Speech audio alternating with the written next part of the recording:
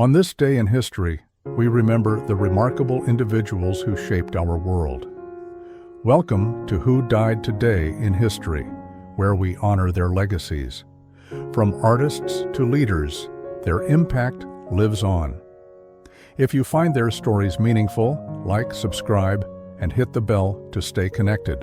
Kurt Cobain, the enigmatic frontman of Nirvana, was found dead in his Seattle home on April 8, 1994, though an autopsy determined he had died 3 days earlier, on April 5th. His death, officially ruled as suicide by a self-inflicted gunshot wound, sent shockwaves through the music world and marked the tragic end of a figure who had become the voice of a generation. Cobain's passing was not just the loss of an artist, but a cultural moment that reflected the struggles of youth disillusionment, mental health issues, and the darker side of fame. Cobain had long battled depression, addiction, and the pressures of sudden stardom. Nirvana's breakthrough album, Nevermind, 1991, had catapulted him into the global spotlight, yet he remained deeply uncomfortable with fame and the commercialization of alternative music. His struggles were emblematic of the era's broader tensions, between artistic integrity and mass appeal, between raw emotion and industry expectations. His death at the age of 27 placed him among the infamous 27 Club, alongside other musicians like Jimi Hendrix, Janis Joplin, and Jim Morrison, whose lives were also cut short at this hauntingly symbolic age. The immediate consequences of Cobain's death were felt worldwide. Fans gathered in mourning, and a recorded statement from his widow, Courtney Love, reading portions of his suicide note, deepened the emotional impact of the tragedy. His passing not only cemented Nirvana's legacy, but also shifted the trajectory of grunge music itself. The Seattle sound, which had defined early 90s rock, began to wane in popularity, giving way to the mainstream dominance of post-grunge and alternative rock. His death also reignited conversations about mental health, the pressures of fame, and the importance of addressing depression and substance abuse, topics that had often been overlooked in the music industry. In the years since his passing, Cobain's legend has only grown. He remains an enduring figure in popular culture, immortalized through documentaries like Kurt Cobain, Montage of Heck, and countless biographies. His music, especially tracks like Smells Like Teen Spirit and Come As You Are, continues to resonate with new generations, embodying the angst and alienation that defined the 1990s. Cobain's tragic end underscores humanity's complex relationship with mortality and legacy. Like many artists before him, his death added to his mythos, ensuring he would be remembered not only for his music, but also as a symbol of artistic struggle and personal pain.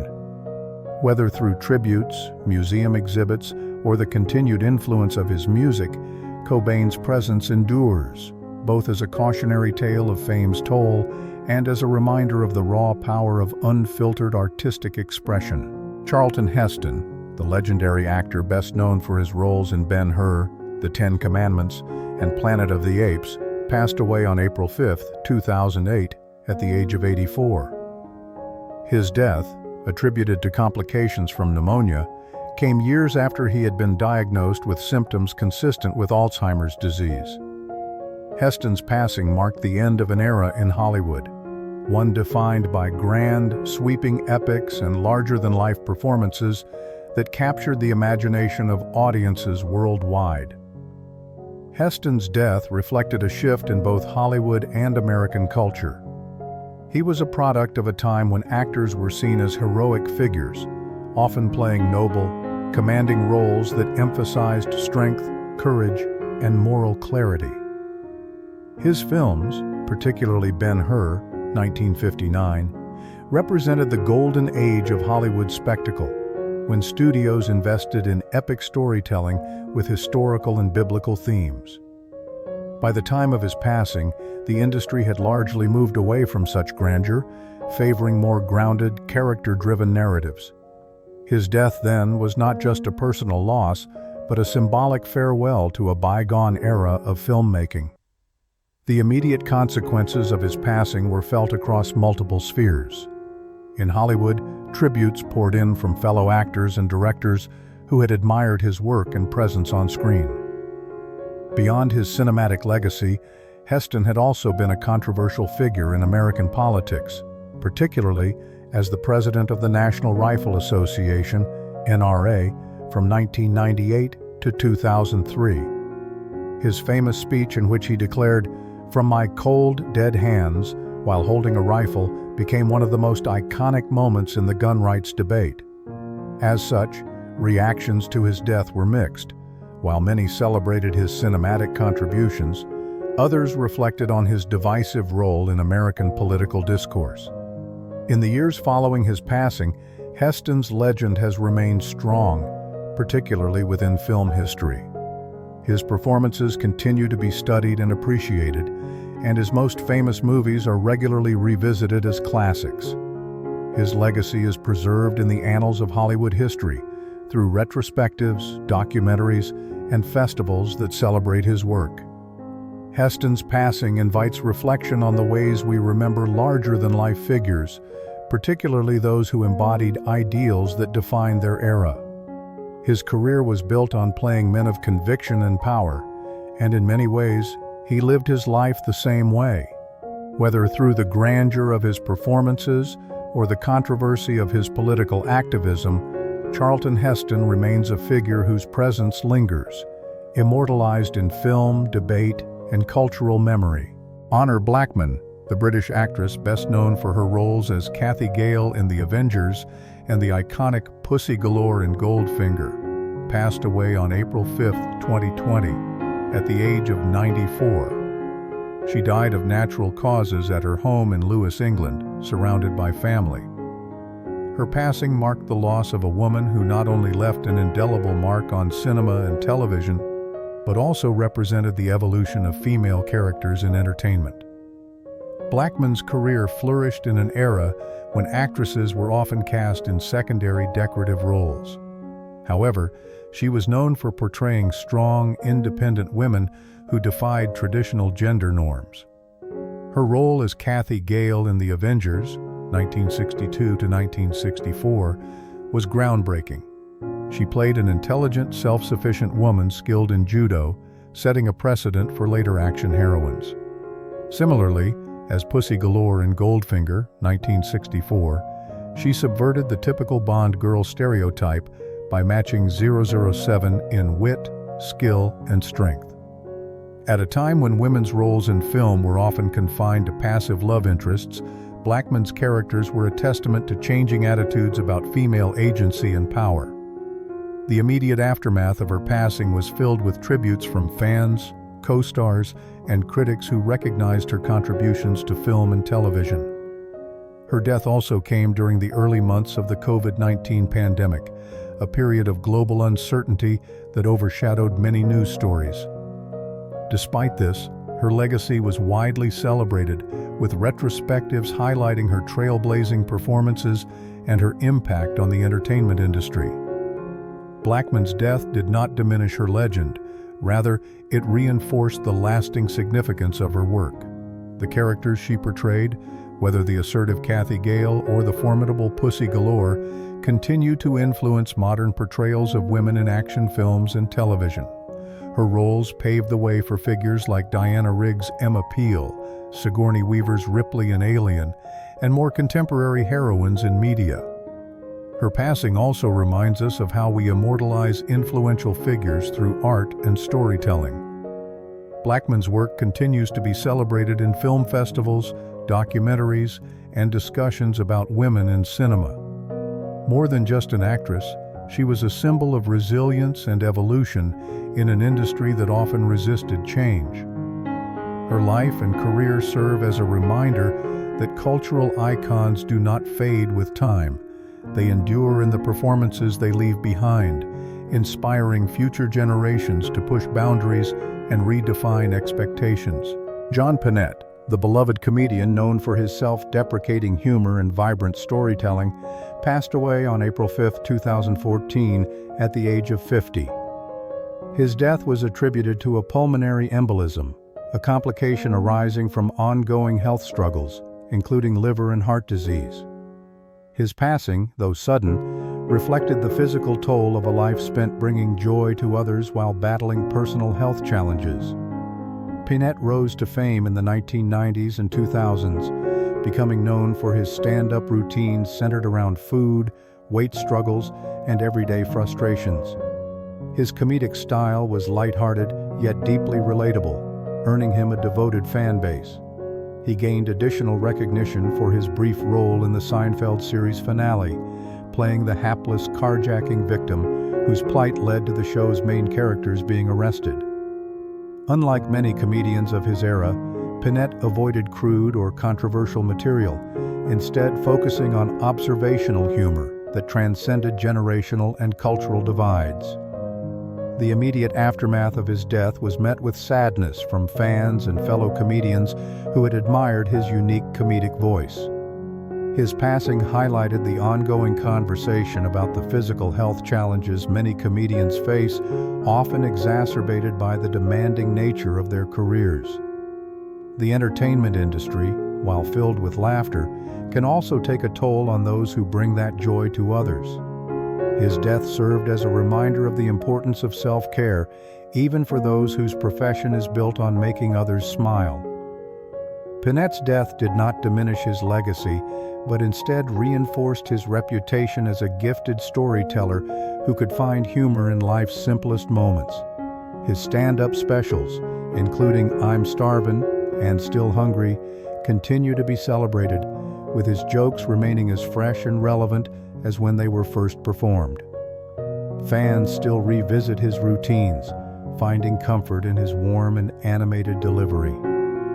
His passing speaks to the way comedians are remembered, not just for their jokes, but for the impact they have on people's lives.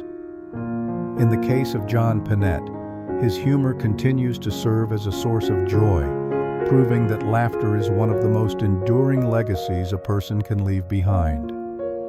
Through recordings, tributes, and the lasting influence of his comedic style, he remains a cherished figure in the world of stand-up comedy.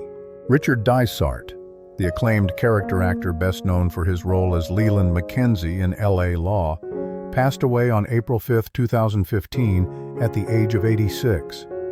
His death, attributed to natural causes, marked the end of a career that spanned more than 4 decades and left an indelible mark on both television and film.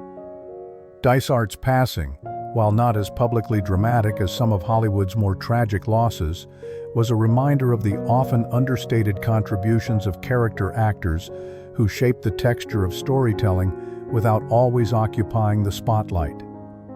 Dysart was a product of an era when television was undergoing significant transformation. In the 1980s, L.A. Law helped redefine legal dramas, blending serious social commentary with fast-paced, character-driven storytelling. His portrayal of the firm's senior partner, Leland Mackenzie, embodied the complexities of leadership, morality, and the evolving legal landscape. Unlike many of his contemporaries, Dysart was never a household name in the same way as leading actors, but his steady presence across multiple genres, from The Thing, 1982, to Wall Street, 1987, made him a respected and influential figure in the industry. The immediate impact of his passing was largely felt within the entertainment community, where colleagues and admirers paid tribute to his professionalism, versatility, and warm demeanor. While his death did not create a seismic shift in Hollywood, it underscored the importance of actors who build their legacies through consistently excellent performances rather than through tabloid fame. His career reflected the industry's evolution, from the golden age of television to the rise of prestige dramas, and his passing marked the quiet conclusion of a life dedicated to his craft. Dysart's legacy remains alive through the enduring appeal of his performances. L.A. law continues to be regarded as one of television's most influential legal dramas, and his work in films like The Thing has cemented his status in cult cinema history. He is remembered through retrospectives, reruns, and the lasting influence of the characters he helped bring to life. His passing invites reflection on the nature of Hollywood fame, how some actors become larger-than-life figures, while others, like Dysart, leave behind a body of work that speaks for itself. Ultimately, Dysart's career is a testament to the power of consistency, professionalism, and character acting. In a world where celebrity status is often fleeting, his work endures, not through scandal or spectacle, but through performances that continue to resonate with audiences. His legacy serves as a reminder that in storytelling, even those who aren't always in the spotlight can shape narratives that stand the test of time. C.J. Snare, the powerhouse vocalist and co-founder of FireHouse, passed away on April 5, 2024, at the age of 64. His death was attributed to cardiac arrest following a long battle with stage 4 colon cancer. While his passing was not entirely unexpected given his health struggles, it nonetheless sent waves of sorrow through the rock music community. His powerful voice and passionate performances defined an era when melodic rock and power ballads dominated the airwaves, leaving behind a lasting legacy. Snare rose to fame in the early 1990s when FireHouse's self-titled debut album catapulted them into stardom. At a time when glam metal and hard rock were beginning to wane in popularity due to the rising tide of grunge, FireHouse managed to carve out a niche with their soaring vocals, intricate guitar work, and emotional songwriting. Their hits, including Love of a Lifetime and Don't Treat Me Bad, became anthems of the era, capturing themes of love, perseverance, and youthful passion. The band's American Music Award win in 1992 solidified their place in rock history, proving that even as musical tastes shifted, there was still an appetite for heartfelt, melodic rock. Despite his illness, Snare remained devoted to his craft. Even after undergoing surgery in 2023, he had plans to rejoin FireHouse on tour in 2024, showing the resilience and dedication that defined his career. His death serves as a stark reminder of the personal battles artists often face behind the scenes, even as they continue to bring joy to audiences. In the immediate aftermath of his passing, fans and fellow musicians paid tribute to his contributions, celebrating his extraordinary vocal talent and the deep emotional connection he forged with listeners. His death did not redefine rock music's trajectory, but it reinforced the importance of his era, the last golden days of rock ballads before alternative and digital music took over. His voice, preserved in FireHouse's recordings, continues to inspire and move fans worldwide. The way we remember C.J. Snare speaks to humanity's desire to immortalize those who shape cultural landscapes.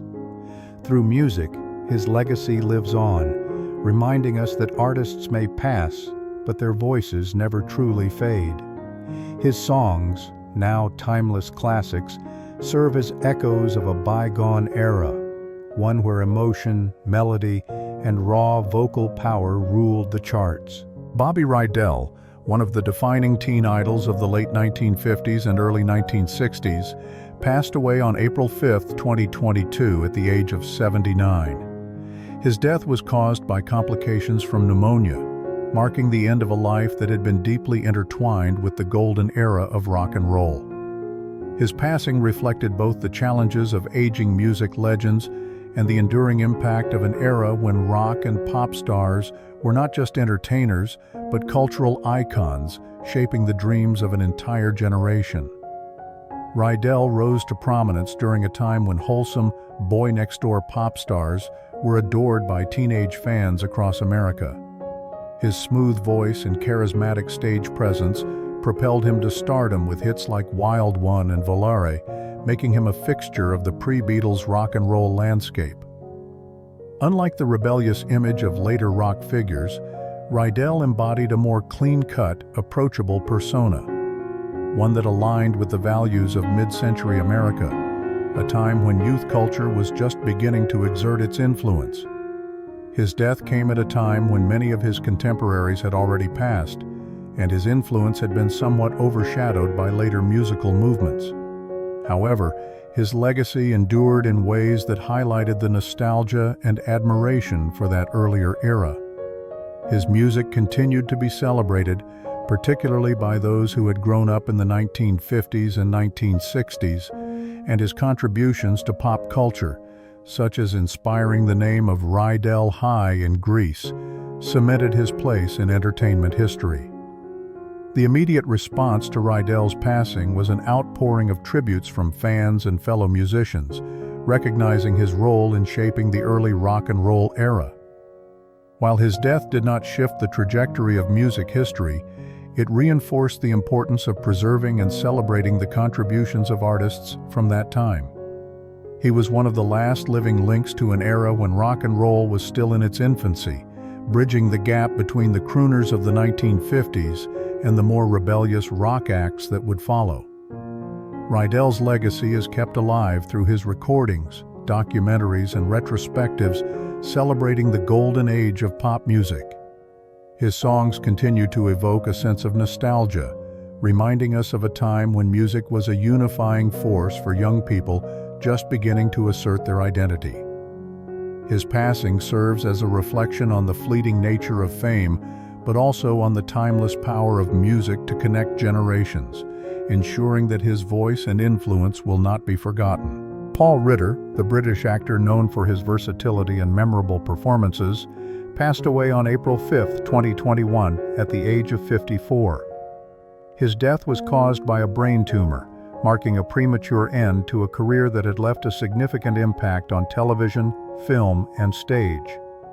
Ritter's passing underscored the fragility of life and the unpredictable nature of illness, highlighting how even those at the peak of their careers can be taken too soon.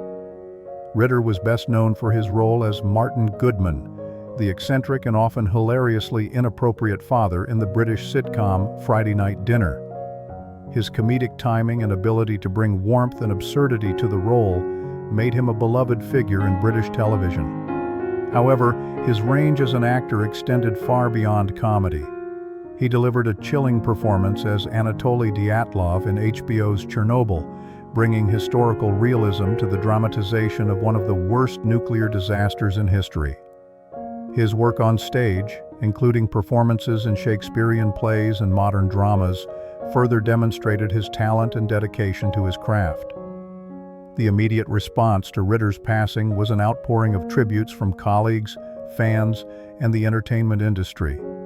His death was particularly shocking as he had continued to work despite his illness, even appearing in the Friday Night Dinner 10th anniversary special shortly before his passing. His resilience in the face of illness reflected the dedication of many actors who continue their craft despite personal struggles, reminding audiences of the emotional and physical demands of the profession. While his passing did not shift the course of television history, it reinforced the admiration for his skill and commitment to acting. His performances in Chernobyl and Friday Night Dinner have since been re-watched and discussed extensively, ensuring that his work remains appreciated by new and old audiences alike. His ability to seamlessly transition between drama and comedy showcased a rare talent that is difficult to replace.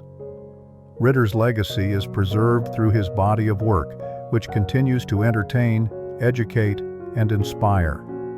His death serves as a poignant reminder of the mortality of even the most talented figures, but also of the lasting power of performance. Through television, film, and stage, he remains alive in the hearts of audiences, proving that an actor's influence can extend far beyond their lifetime. Nehemiah Persoff, an actor whose career spanned over 5 decades, passed away on April 5, 2022 at the age of 102.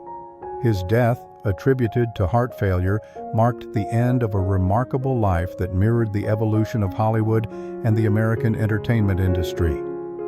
Living through significant historical shifts, Persoff's journey, from escaping anti-Semitism in Eastern Europe to becoming one of Hollywood's most respected character actors, reflected the resilience and adaptability necessary to thrive in an ever-changing world. Born in what is now Ukraine, Persoff immigrated to the United States as a child, escaping the political turmoil of the early 20th century. He began acting in the 1940s and became one of Hollywood's most prolific character actors, with over 200 film and television credits to his name. His roles ranged from gangsters in classic noir films to Holocaust survivors and wise mentors, often portraying figures that resonated with his personal and cultural background. Persoff's passing was met with heartfelt tributes from actors, directors, and fans who admired his ability to bring depth and authenticity to every role. Though not a household name in the same way as leading Hollywood stars, he was widely respected as a consummate professional whose performances elevated countless productions.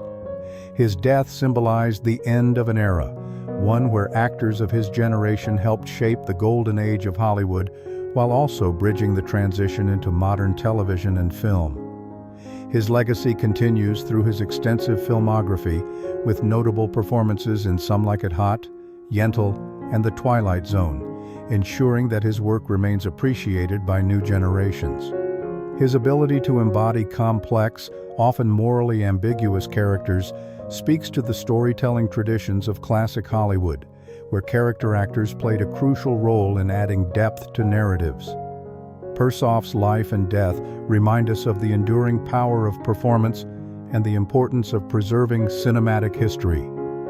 His work serves as a testament to the contributions of immigrant artists who shaped American culture, and his passing reinforces the need to honor those who may not always have been in the spotlight, but whose presence enriched the world of film and television. Through streaming services, retrospectives, and film archives, Persoff's legacy continues to thrive, allowing audiences to revisit and appreciate the artistry of a man whose impact, though subtle, was profoundly significant.